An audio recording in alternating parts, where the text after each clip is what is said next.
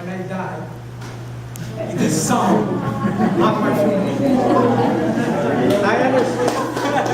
I understand what you're saying, because what we're trying to do in our family is save our kids the heartache when we leave this world. So we already have our obituary made up. They already know what songs we're going to sing because we've got a schedule of everything. You know, I know to some people that sounds negative, but when young kids are faced with having to deal with that situation, it's traumatic for them.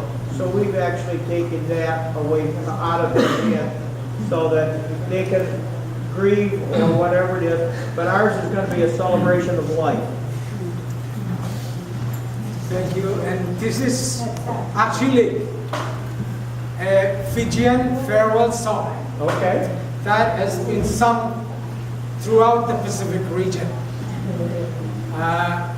to our lovely friends who visit the shores of our islands. And it is called Isalay. And I will sing it, the English version, so that we... Isa, Isa, you are our only treasure. Must you leave us so lonely, forsaken? As the oceans will miss the sun at dawning, every moment our hearts for you are yearning. It's a day, the purple shadows falling. Sad tomorrow will know not all our sorrow. Oh, forget not,